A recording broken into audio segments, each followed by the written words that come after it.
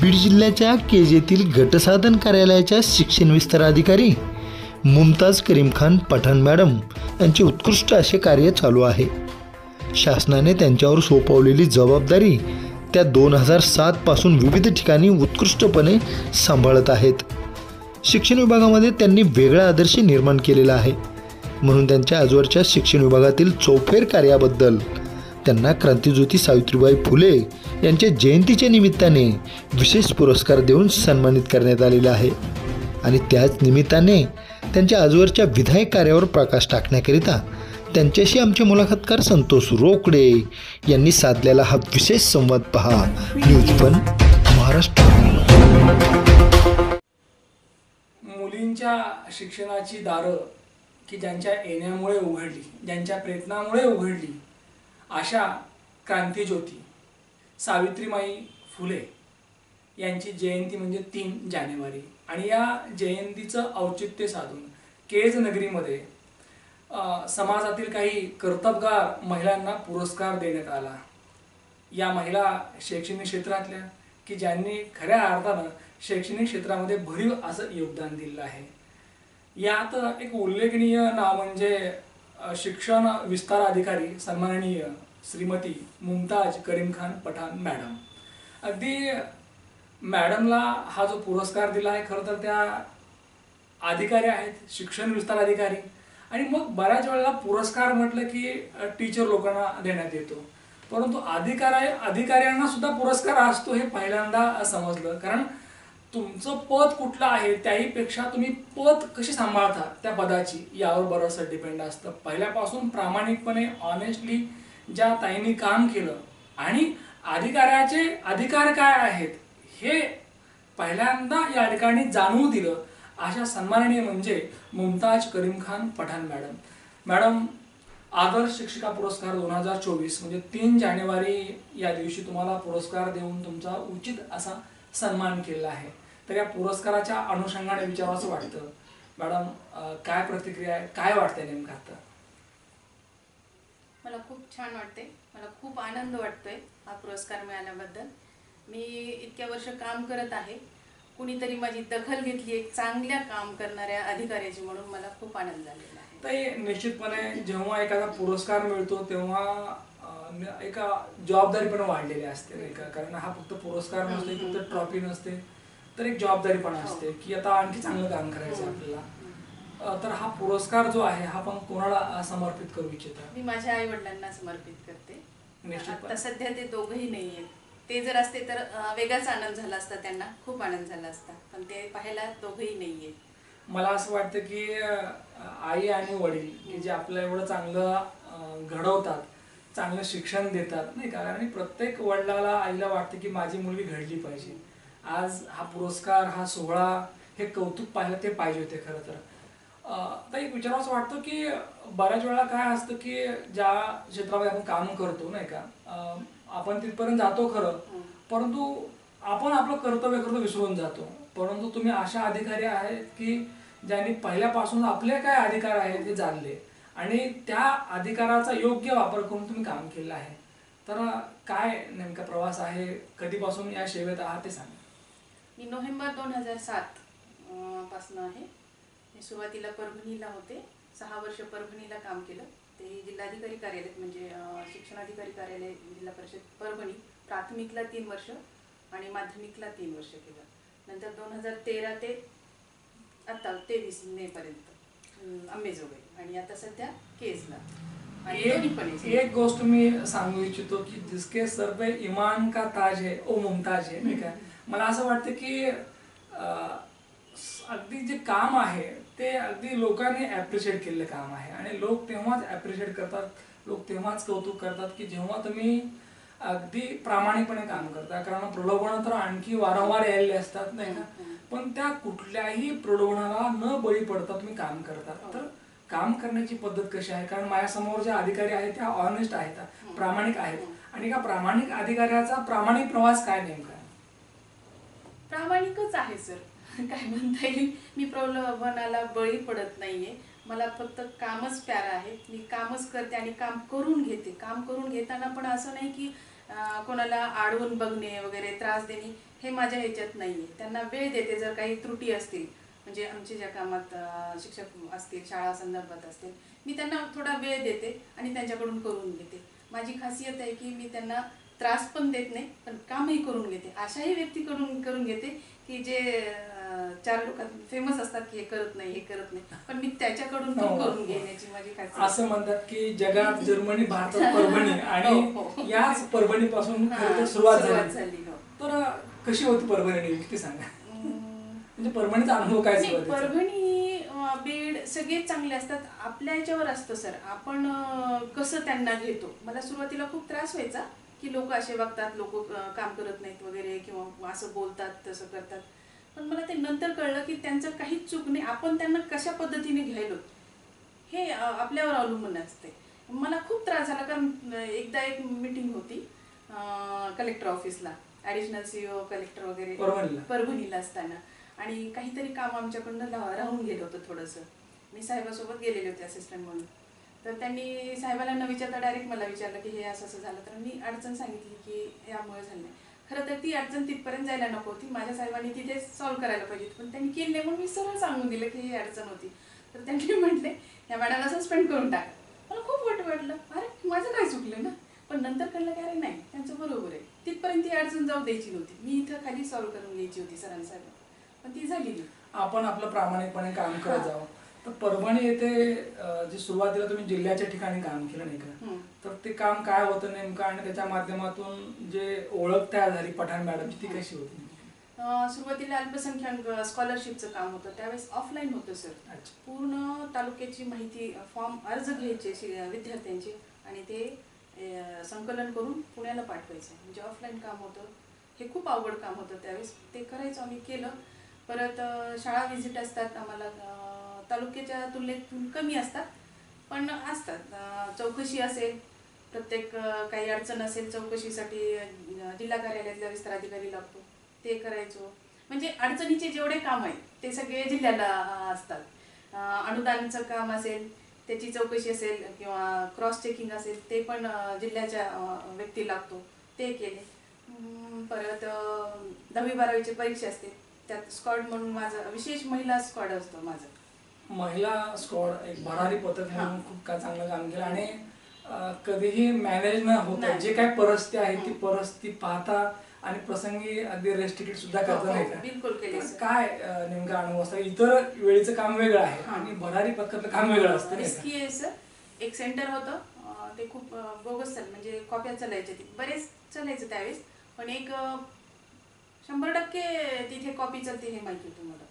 आम्ही जाण्याचा प्रयत्न केला, आम्हाला जाता येऊ नये म्हणून खड्डे वगैरे करून ठेवले त्यांनी, गाडी जाऊ नये म्हणून. ते कसं तरी आम्ही गेलो. तर तिथे पाहिलं तर सर कॉपी छोटी मोठी नव्हती सर, असे पोत्यांनी भरलेले एवढे कॉपी कागद होते. आम्ही ते डायरेक्ट जाऊन काढले. आणि म्हणजे तात्पर्य काय की जे चुकीचं आहे त्याला आपण थांबवलं पाहिजे. कारण अधिकारी म्हणजे फक्त अगदी हाताची घडी घालून उभारणे नाही का, तर घडी चांगली बसवणे नाही का, व्यवस्थेची घडी चांगली बसवणे हे अधिकाऱ्याचं काम आहे. आणि मला असं वाटतं की ते करतायत. आपण सेंटर कॅन्सल केलं. येस अभिनंदन. बऱ्याच वेळा ते काय असतं की पुरुष अधिकारी आणि महिला अधिकारी नाही का, थोडा डिफरन्स आहे. तर एक महिला अधिकारी म्हणून कधी काही असं कठीण वाटलं का? म्हणजे काही असं वाटलं का अरे हे चॅलेंजिंग काम होतं बघा? नाही, चॅलेंजिंग आहे. मी केलं ते म्हणून मला कठीण वाटलं नाही. माझी मानसिकताच होती की मी करणारच हे. म्हणजे महिला म्हणून का टाळायचं ना, माझं काम आहे ते मी करणार, मी केलं. सतत अगदी आपल्या कामामध्ये व्यस्त राहिलात. आणि या कामी तुमचे मिस्टर जे की स्वतः एक ज्युनियर लेक्चर आहेत, शेख सर नाही का, आणि सरांनी सुद्धा तुम्हाला चांगला सपोर्ट केला. तर त्यांचा सपोर्ट कसा असतो? कारण without his support so we can't work properly. माझा खूप त्रास झालाय त्यांना, कारण मी छोटी छोटी गोष्ट जे काही सगळं होतं त्रासदायक चांगलं सगळं त्यांना सांगायचे आणि ते खूप चांगल्यापैकी कव्हर करत होते. आता तो थोडासा कमी झाला, मी सांगत नाही आता, बऱ्याच गोष्टी मला हँडल करता येतात.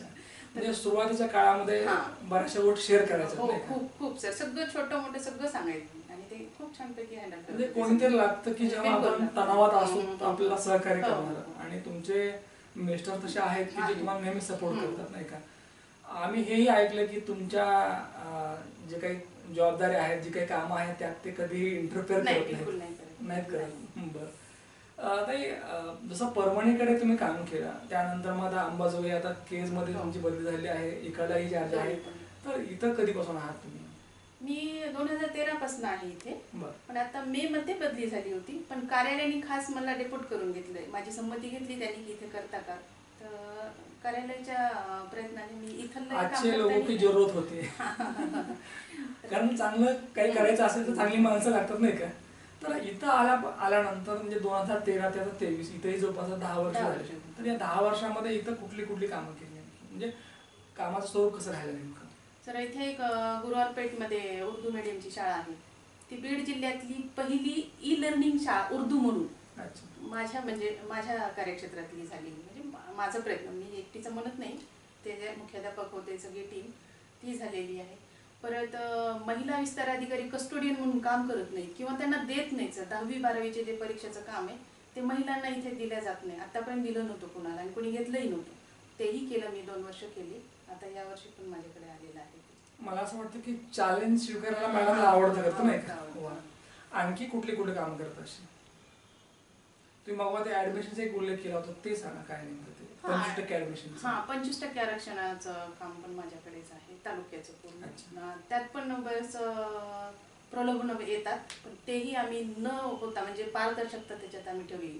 खरं तर ते सगळं पुण्याहून असते, ऑनलाईन असते, तरी पण म्हणजे ज्या काही शाळा आहेत त्या ठिकाणी जिथे फीस असते आकारली नाही का, आणि मग त्याच्यातनं काही सूट मिळावी यासाठी गरीब विद्यार्थ्यांना 25% तिथं कोटा राखीव असतो. बरं, मग त्याचं काम कसं चालतं नेमकं?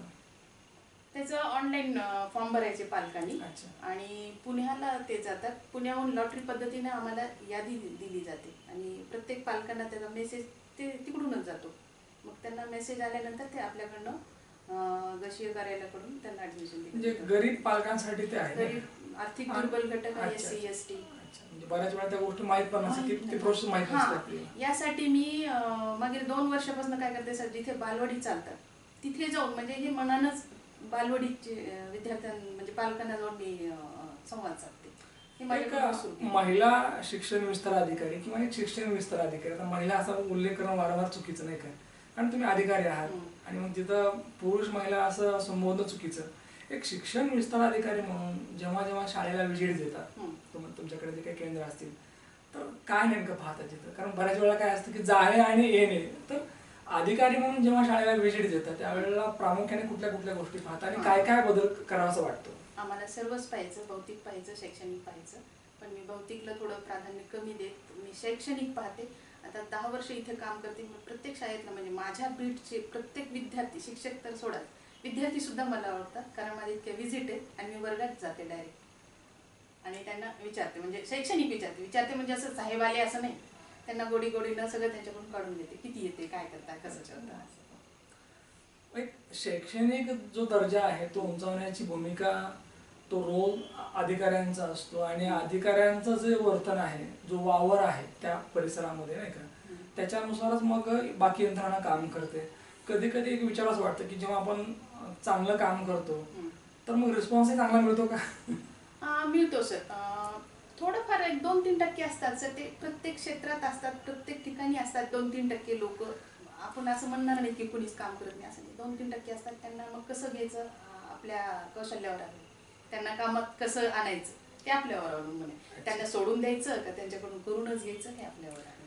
मॅडम, मला एक विचारायचं वाटतं की जसं तुम्ही एक अधिकारी म्हणून काम करतायत, परंतु आज आम्हाला आणखी काय ऐकायचं की अधिकारी घडले कसे नाही का, कारण बालपण जे आहे तुमचं कसं होतं, म्हणजे अगदी पहिल्यापासून शिक्षणाला सपोर्ट होता का अपोज होता ते सांगा. नाही, शैक्षणिक वातावरण होतं आमचं.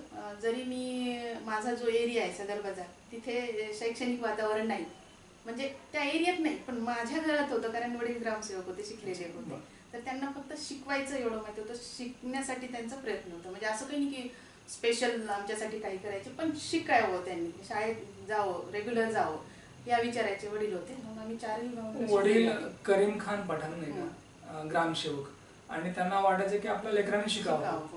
मग आईची काय होती भूमिका? नाही, आईची खूप महत्त्वाची भूमिका होती. आई अनाडी होती माझी, शाळेत गेलेली नव्हती, फक्त तिचं ॲडमिशन कधीतरी झालेलं असेल शाळेत म्हणा, पण ती शिकलेली नव्हती. वडील ग्रामसेवक असल्यामुळे रोज सकाळी उठले की दौऱ्यावर जायचे, मग आईच असायची आमच्याकडे. आणि आम्ही लहान असताना सर लाईट नव्हती, कंदील कंदील असलं म्हणजे खूप मोठी गोष्ट आहे, दिवा असायचा. तर कंदील कधीतरी म्हणजे नंतर नंतर मिळाला. तर आमची आई संध्याकाळी आम्हाला चौघांना घेऊन बसायची अभ्यासाला. तिला काही येत नव्हतं, पण ती बसायची सोबत की तुम्ही अभ्यास करा एवढं. आणि विशेष म्हणजे ती आमच्याकडनं शिकली. आईचं नाव काय तुमच्या? खातुंबी.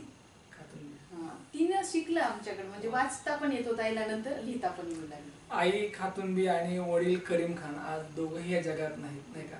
आणि मग त्यांच्या शिवाय हे जे आयुष्य आहे, कारण शहर तेच आहे बरोबर. आज याच शहरात तुम्ही राहतायत आणि याच शहरात लहानाच्या मोठ्या पण झाला.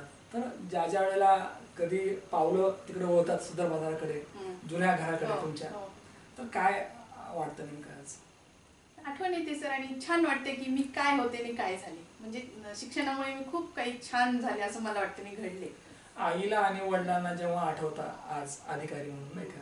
कारण आज परत येणार नाही, पण आठवणी मात्र कायम आहेत. तर कसं होतं त्या आयुष्य नेमकं ते सांगा. तेव्हाच सर मी तशी शांत स्वभावाची, मी कोणात मिक्स होत नव्हते. मी भलं माझं काम भलं म्हणल्यासारखं. आम्हाला कंपल्सरी होतं की आम्ही कामही करायचं, शिकायचं तर आहे पण काम करून शिकणं ही पद्धत होती आमच्या घरात. तर आम्ही सगळे भावंडं आपले आपले कामं करायचे आणि अभ्यास पण करायचा. महत्वाचा सण म्हणजे वर्षातला ईद. तर ईदच्या वेळेला तुमचं कुटुंब कसं राहायचं नेमकं, म्हणजे त्या आठवणी सांगा सणाच्या. सर जवळपास आम्ही जॉईंट असल्यासारखे घर लागूनच होते, काकाचे वगैरे, आणि माझे नातेवाईक सगळे इथेच आहेत सर. आईकडचे पण वडिलांकडचे पण सगळे आंबेजोगाईतच आहे. तर छान होतं त्यावेळेस, सगळे एकत्र यायचे, मिळून ईद साजरी. आजही ईद होते, परंतु आई आणि वडील नाहीत, नाही का? ज्या वेळेला शिक्षणाचं ठरलं की आपल्याला शिकायचंय, तर काय नेमकं ध्येय काय होतं तुमच्या? माझं 9वीलाच लग्न जमलं होतं सर. कारण मी सर्वात लहान घरात, मोठे 2 भाऊ आणि 1 बहीण होती. तर वडिलांना वाटायचं की माझी जबाबदारी हिचं लग्न करून टाकावं. 9वीला माझं लग्न जमवलं त्यांनी, 10वी झाल्यास लग्न करू असं चाललं होतं. पण मी विरोध केला घरच्यांना. ते विरोध करणं खूप अवघड होतं सर. माझे वडील खूप स्ट्रिक्ट होते. आमचंच आमच्या नातेवाईकातलं पण ते ऐकत नव्हते, आणि ते असे नोकरीवाला आहे, तर त्यांच्याजवळ कोणी जात नव्हतं एवढं ह्यानी की बाबा ह्याला कोणी समजावून सांगा. मी खूप प्रयत्न केला. शेवटी माझ्या आजीला सांगितलं की मला शिकू द्या म्हणून. आजीनं समजावून सांगितलं त्यांना हे शिकू दे. त्यांचं म्हणणं होतं असं की ही 10वी पास झाली, कॉलेजला वगैरे जाईल, म्हणजे चुकीचं काही वागणं होईल, ही त्यांना भीती आहे बहुतेक, आणि जबाबदारी पालक म्हणून.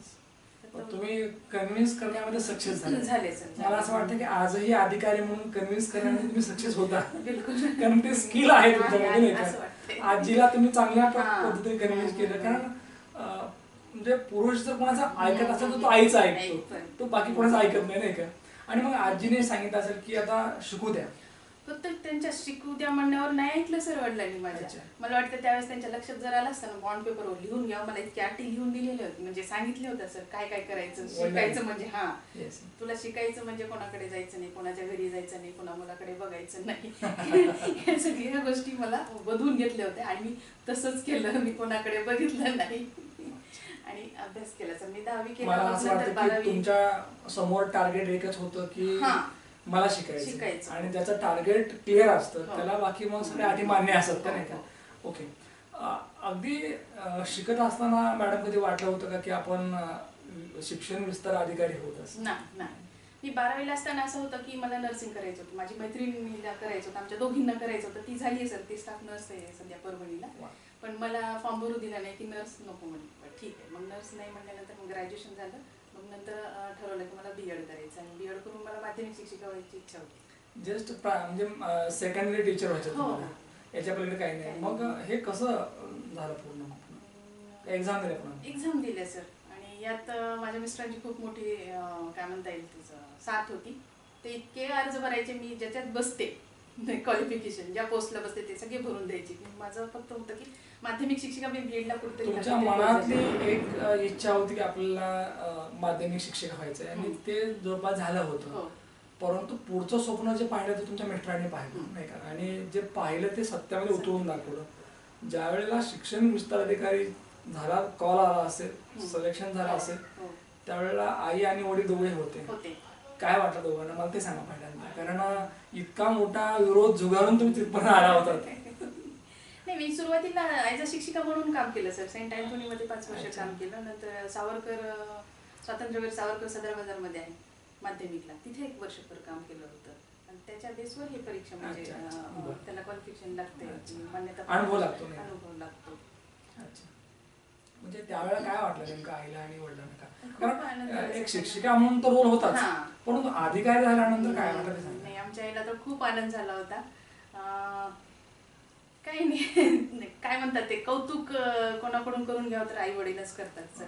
ते तर खूप मोठी गोष्ट आहे. छोट्या छोट्या गोष्टीचं कौतुक होतं आईला माझं. म्हणजे वडिलांनी जो अलिखित जो बॉन्ड तयार केला तो तुम्ही पूर्णपणे फॉलो केला. बिलकुल. आज जेव्हा मागे वळून बघता की जिथं खरं तर काहीच नव्हतं खरं आपलं, अगदी शिक्षण पण पूर्ण झालं नसतं, आज काय वाटतं नेमकं? छान वाटते सर. असं वाटतंय की आपल्या लेकरांनी काहीतरी व्यवस्थित करावं म्हणून, चुकीचं होऊ नये काही. मी पुन्हा एकदा सांगतो की जिसके सर पे ईमान का ताज है वो मुमताज है और उसका हमें नाज है. बस मला असं वाटतं की आपण असं जगावं की लोकांना स्वतःचा अभिमान वाटला पाहिजे, गर्व वाटला पाहिजे. कारण जेव्हा तुम्हाला संधी मिळते, जेव्हा तुम्हाला देव, खुदा, अल्लाह संधी देतो, त्यावेळेला स्वतःचं कर्तव्य तुम्ही विसरू नका. बऱ्याच वेळेला काय असतं की मिळेपर्यंत लोक देवाचा धावा करतात, आणि एकदा मिळालं की मग त्यांना वाटतं आपणच देव आहोत. परंतु या ठिकाणी मॅडमकडे पाहण्यात लक्षात येतं की पैशापेक्षा सुद्धा कर्तव्य खूप महत्त्वाचं आहे. आणि पोट भरायला काही लागत नाही हो, फार कमी लागतं. आणि मग जर या ठिकाणी जर कमी लागत असेल तर मग आपण चांगलं काम केलं पाहिजे. आणि निश्चितपणे मॅडम खूप चांगलं काम करतायत. मॅडम एवढं सांगेल की हा पुरस्कार फक्त निमित्त आहे. ॲक्च्युली तुमचं काम होतं आहे आणि मला असं वाटतं की सेवानिवृत्तीपर्यंत ते तसंच कायम राहील. उलट त्याच्यामध्ये आणखी भर पडो यासाठी खूप खूप शुभेच्छा. निश्चितच या ठिकाणी शिक्षण विस्तार अधिकारी सन्माननीय मुमताज करीम खान पठाण मॅडम यांच्याशी साधलेला संवाद, घेतलेली मुलाखत निश्चितपणे प्रेक्षकांना आवडली असेल. परत भेटूया पुढच्या मुलाखतीमध्ये. तोपर्यंत पाहत राहा न्यूज 1 महाराष्ट्र चॅनल. धन्यवाद.